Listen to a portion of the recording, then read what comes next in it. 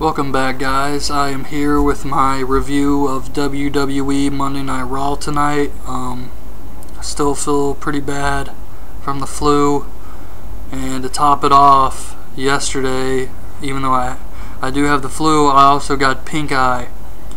So I don't know if I pissed off a gypsy or someone cursed me or what, but this is just horrible hell right now. But anyways, I'm going to get right into the Raw review. For March 12th, 2012, they're in Cleveland, Ohio.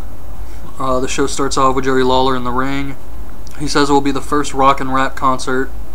He introduces John Cena first to the Thugonomics music, and he comes out with his old gear on. He's got the jersey and the big chain. He starts rapping. He talks about The Rock writing down his lines and choking. He calls Rock a jack-off and calls him a chicken shit.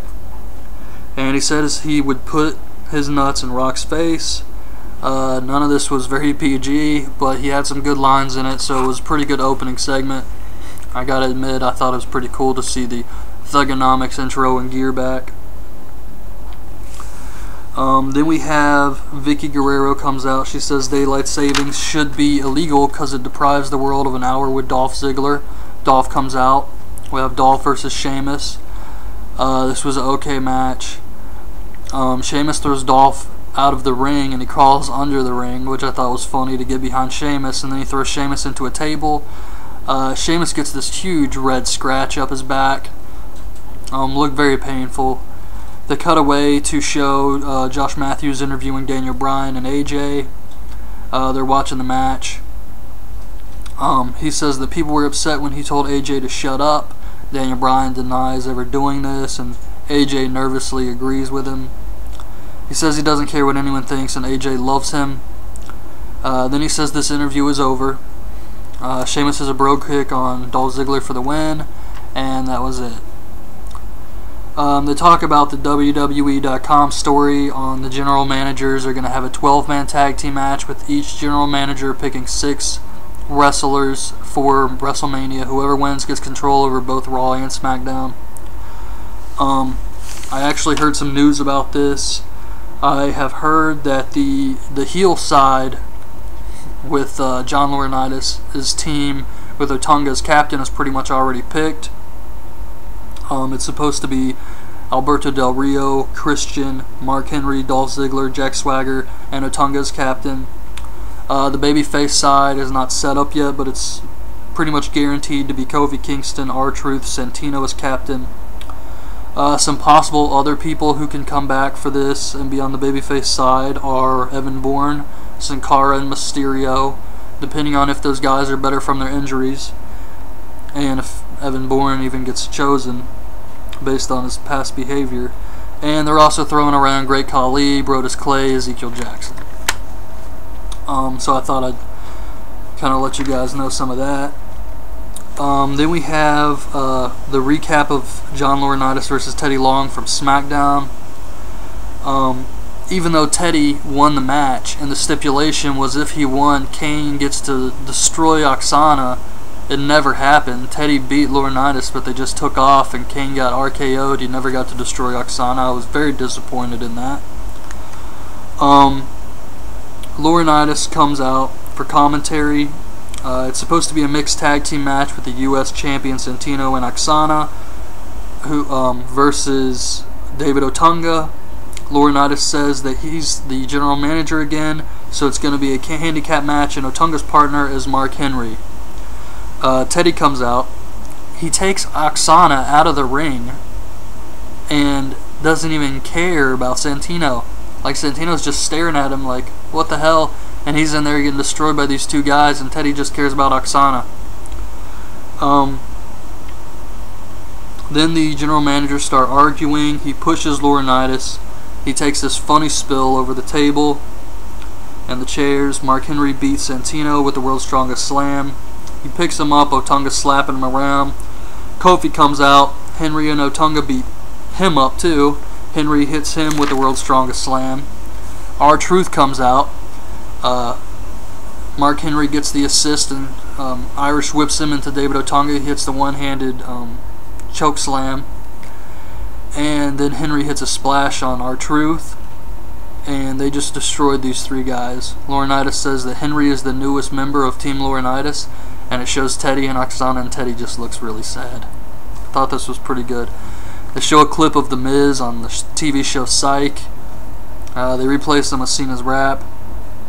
They show some clips from the TV show Extra with the Bellas and Alicia Fox talking about Mania. Backstage, Zack Ryder tells Eve that he felt something special last week. He asks Eve if she's trying to play him. Eve says you're playing yourself, and she just wants to be friends with benefits. Beth Phoenix comes up and says she should have been on Extra and will pay Maria Menounos a visit. Zack leaves, and Eve and Beth talk about how Eve is using Zack, and Beth says she likes it. That was it, really. The Miz is talking to John Laurinaitis backstage and wants to be a member of the Team Laurinaitis. He has the sight guy with him. He says the team needs his star power. Laurinaitis says you got a match tonight. If you win, you're on the team. The sight guy is made the special ring announcer, and Laurinaitis tells him that his opponent is the champion, CM Punk. They said that Brodus Clay is up next. I was surprised as shit for this one. Brodus Clay comes out, has this long ass entrance. Nobody gave a shit. He squashed Jinder Mahal. Jinder attacked him from behind, but it was a quick squash match with a splash from Brodus Clay. No one cared. A few people were dancing to the music in the audience, but for the majority, nobody cared about his big return. They need to do something different with this guy. HBK comes out. He says the Mania will be the end of an era. Talks about how he's the ref and Triple H wasn't aware of that info. Shows clips of last week with Triple H saying people say Michaels is a loser. He's going to end the streak for Michaels and himself. Michaels says since he's been in the locker room, no one's called him a loser or a failure. But the only person who's been absent is here tonight, so he calls out Undertaker. Taker comes out. Shawn says, you know, we've been sharing a locker room for a long time now, and I would expect you to say all this stuff to my face. Taker asks what he wants him to say.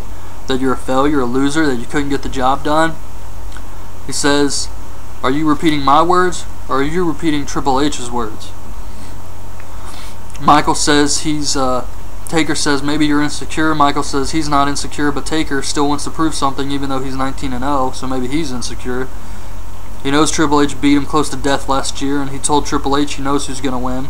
Taker says whatever happens at Mania, he's prepared to accept the outcome, but he doesn't want Michael's ego stuck in it. Taker says the two matches with Michaels and the match with Triple H, it's all destiny. Taker wants a pure match. Taker says if it's not pure, there will be hell to pay. Michael says it's not destiny, it's irony, that the same guy whose career you ended is the guy who can turn you into a loser, a failure, and show you can't get the job done. Shawn Michaels said that it's still possible for me to end the streak.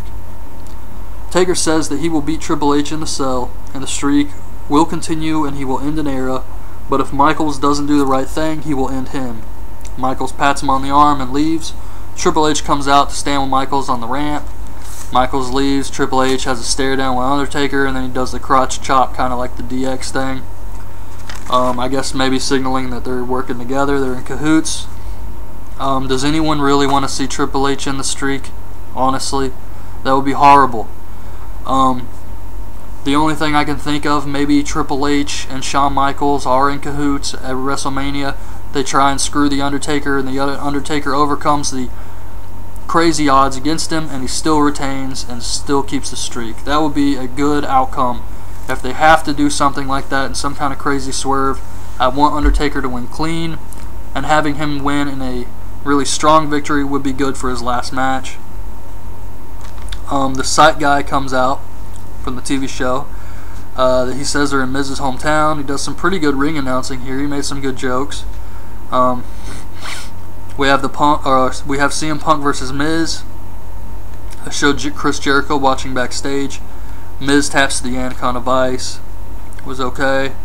I guess he's not on Team Laurinaitis now. Jericho comes on the Titantron.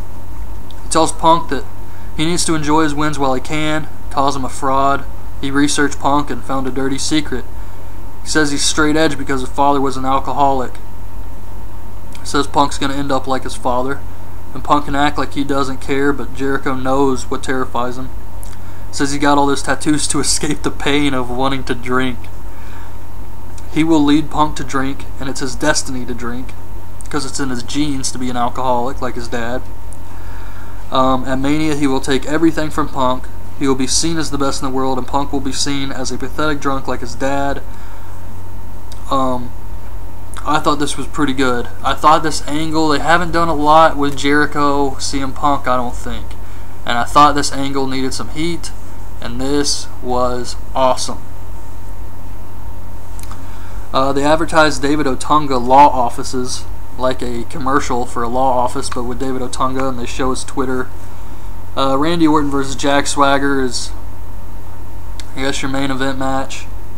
You know, I was just thinking during this match, because Swagger was doing some submission maneuvers, they could really build him into a submission machine like Daniel Bryan and get him some, you know, good momentum going, maybe turn him babyface, he could feud with Daniel Bryan or something like that, but they could do some stuff with Jack Swagger. I don't think it's too late for this guy. But, it was okay. Randy Orton wins with the RKO, then Kane's pyro goes off, and that's it. Nothing else happened. We don't see Kane at all. The pyro goes off, and Randy Orton just looks around.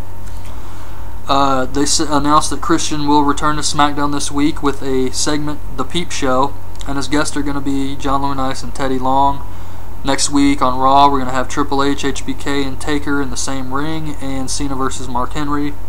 The Rock comes out. He has a guitar with him. He says that Cena looks like Vanilla Ice banged a Teletubby. He's got this picture up on the Titantron. Rock sings some songs. He sings about John Cena and Eve, Cena being born. He asks if there are any grown men in the crowd who are Cena fans, and The Rock asks the people if he should mess with these guys. So he sings a song making fun of the adult John Cena fans. He sings a song about John Cena's mom.